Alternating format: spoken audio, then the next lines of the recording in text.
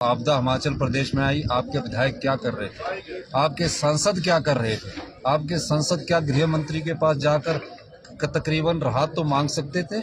एक भी सांसद की मुझे फोटो गृह मंत्री और प्रधानमंत्री से, जब हिमाचल प्रदेश में इतिहास की सबसे बड़ी आपदा आई है, एक भी पत्र मुझे बता दीजिए कि वो जाकर उनके लिए खड़े हुए। सिर्फ वोटों और राजनीतिक रोटियां सेकने के लिए ये लोग राजनीति करते हैं। मैं ये भी कहना चाहता हूँ, जब भी आप दिल्ली जाते हैं तो हमेशा लगा जाता है कि मंत्रिमंडल का विस्तार होगा।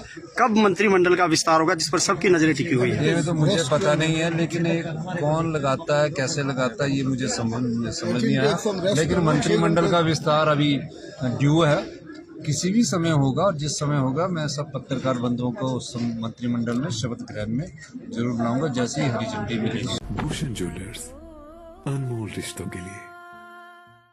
परिवारों के दुख दर्द को बांटने का प्रयास किया है। मेरा प्रश्न ये है कि सरकार जिस तरह से कर्जे के बोझ तले दबी है और प्रदेश सरकार ने 4500 करोड़ रुपए का आर्थिक आपदा राहत पैकेज तैयार किया, कितनी बड़ी चुनौती थी?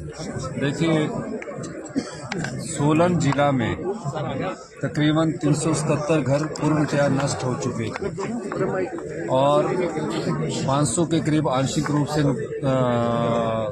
नष्ट हो चुके थे, टूट चुके थे। एक एक पाई जोड़कर आम आदमी अपना घर बनाता है। हिमाचल प्रदेश में बड़ी मुश्किल से एक घर बनता है, क्योंकि हम सब लोग जानते हैं, हम उन्हीं परिवारों से लेकर आज मुख्यमंत्री की कुर्सी पर पहुंचे, तो मैं उस दर्द को जानता हूँ। अब हमारे पास आर्थिक तंगी थी, आर्थिक बदहाली थी, आपने मुझसे सवाल किया, लेकिन मेरे पास एक तरफ पूरे प्रदेश में आपदा के कारण जो लोग बेघर हो गए थे, जिनके घर आंशिक रूप से टूट गए थे, ऐसे 16,000 परिवार की मदद करने का कि मेरे मन में एक इच्छा थी, मैं जानता हूँ। और उस इच्छा को पूरा करने के लिए, सड़कों को दुरुस्त करने के लिए, सिंचाई की योजनाओं को दुरुस्त करने के लिए, बिजली की योजनाओं को दुरुस्त करने के लिए हमने बजट की कई योजनाओं पर कट लगाया और 4500 करोड़ रुपए का ये स्पेशल पैकेज उन आपदा प्रभावित परिवारों के लिए, सड़कों के लिए, पुलों के लिए, सिंचाई के लिए, पेयजल के लिए, बिजली के लिए हमने घोषित किया। और मुझे खुशी है कि इस दिशा में आज सोलन जिला में आपदा प्रभावित परिवारों को पहली किस्त जारी हो चुकी है और तकरीबन जो 8,000 परिवार जिनके पशु भी इस आपदा के कारण मर चुके थे या आपदा का शिकार हुए, उन सबको भी राहत दी है। फसल नष्ट होने पर भी हमने राहत दी है। इससे बड़ी खुशी क्या होगी कि हम 7 लाख रुपया तो कैश के रूप में दे रहे हैं, चेक के रूप में दे रहे हैं, बाकी 3 लाख की जो सीमेंट की बोरी आएगी 280 रुपये के रेट के हिसाब से, पानी का कनेक्शन, बिजली का कनेक्शन और हमारा 2 बिस्वा जमीन, ये सब हम उपलब्ध करवाएं। सर, जो है सरकार अपनी 10 गारंटियां दी थी, अब अगली गारंटी जो है कौन सी सरकार पूरी करने जा रही है? देखिए, 10 गारंटियां दी थी, उसमें से 3 गारंटी हमने पूरी की है। भारतीय जनता पार्टी के नेताओं को बयानबाजी से पहले जो हमारा गारंटी पत्र है उसको पढ़ना चाहिए। पहली ओपीएस की गारंटी थी। अभी भी ओपीएस के जो कर्मचारी अधिकारी है उनका 9,000 करोड़ एनपीए का भारत सरकार के पास खड़ा है, एक भी पैसा नहीं मिला। और हमने 500 लोग जो अभी रिटायर्ड हुए, जिनको अगर वो एनपीए में रहते तो 2700 रुपया मिलता, आज उनको 30 और 35,000 रुपया मिल रहा है। तो ये सरकार की संवेदनशीलता ही है, मानवीय दृष्टिकोण है कि बुढ़ापे में आज सरकार उनका सहारा बनी हुई है। दूसरी गारंटी हमारे 4 प्रत्येक विधानसभा क्षेत्र में इंग्लिश स्कूल खोलने की थी, इंग्लिश मीडियम के स्कूलों खोलने की थी। हमने कहा कि हम अगली वर्ष से सभी गवर्नमेंट स्कूलों में इंग्लिश शुरू कर देंगे।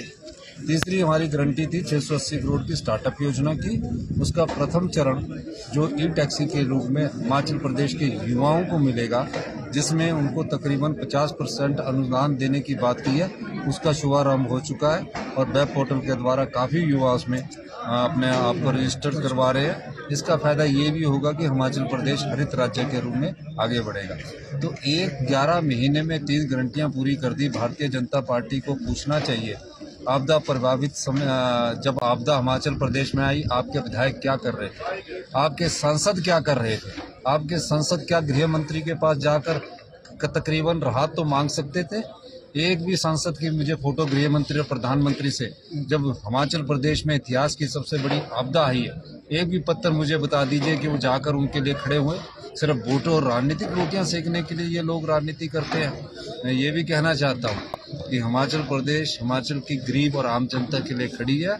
आने वाले समय में आप देखिए इनके लिए कई योजनाएं लेके आएंगे और सारी गारंटियां हिमाचल प्रदेश अपनी 5 साल के कार्यकाल में पूर्ण। सर, यदि हम प्राकृतिक आपदा की बात करें तो हिमाचल प्रदेश में बहुत से ऐसे परिवार हैं जिन्होंने मकान के साथ अपनी जमीन भी बिल्कुल खो दी उनके है। लिए भी मैंने पैकेज की घोषणा की है। वो पैकेज में आप पढ़िए, उनको भी फसल का और जो जमीन गई है उसमें थोड़ा रिक्लेम के लिए हमने कुछ मनरेगा के तहत योजना लाई है। सर जब भी आप दिल्ली जाते हैं तो हमेशा लगाया जाता है कि मंत्रिमंडल का विस्तार होगा। कब मंत्रिमंडल का विस्तार होगा जिस पर सबकी नजरें टिकी हुई है? ये तो मुझे पता नहीं है, लेकिन एक कौन लगाता है, कैसे लगाता है, ये मुझे समझ नहीं आया। लेकिन मंत्रिमंडल का विस्तार अभी ड्यू है, किसी भी समय होगा और जिस समय होगा मैं सब पत्रकार बंधुओं को उस मंत्रिमंडल में शपथ ग्रहण में जरूर बुलाऊंगा जैसे ही हरी झंडी मिलेगी। सरकार के 1 वर्ष का कार्यकाल पूरा हो रहा है सर। सरकार का 1 वर्ष का कार्यकाल पूरा हो रहा है। ये वो सरकार है जो हिमाचल की युवा पीढ़ी का भविष्य सुरक्षित करना चाहती है। ये वो सरकार है जिसने पारदर्शी तरीके से आज 75 साल में 1100 करोड़ रुपए का रेवेन्यू करवाया। शराब में हम 400 करोड़ रुपए का रेवेन्यू की तरफ बढ़ रहे हैं।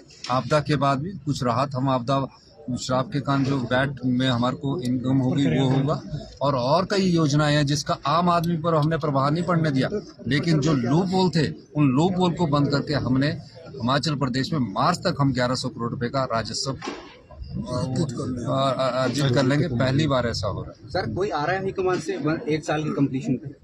हाँ, हाईकमांड से हमारा निवेदन राहुल गांधी जी, प्रियंका गांधी जी को भी है और हमने उनको इनविटेशन दिया और 1 साल की कंप्लीशन जो है वो हम अपनी योजनाओं को और जो हम कहते हैं कि हमने व्यवस्था परिवर्तन किया, उस व्यवस्था परिवर्तन की दिशा में हम आगे बढ़े हैं और 4 सालों में 2027 तक हिमाचल प्रदेश की अर्थव्यवस्था पटड़ी पर होगी और हिंदुस्तान का सबसे समृद्ध और अमीर राज्य होगा।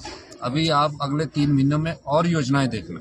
सर, नगर निगम के चुनाव कब तक हो जाएंगे सर? हाँ जी, नगर निगम को लेकर चुनावों की डेट घोषित हो गई है। नहीं हुई सर। नहीं, यहाँ हो जाएगी और पालमपुर हो गए, मंडी हो गए, धर्मशाला और सोलन के जल्दी हो गए। कोर्ट भी गई है मामले में।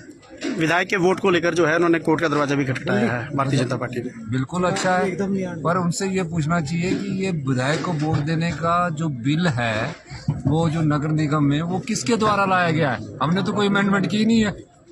ये इन्हीं के द्वारा लाया गया बिल है। ये कहते कुछ और है, करते कुछ और है। हमने कोई अमेंडमेंट लाई तो वो अखबार में आएगी ना, गवर्नर के पास जाएगी कि एमएलए को राइट दो। ये तो पहले ही एक्ट में प्रोविजन है।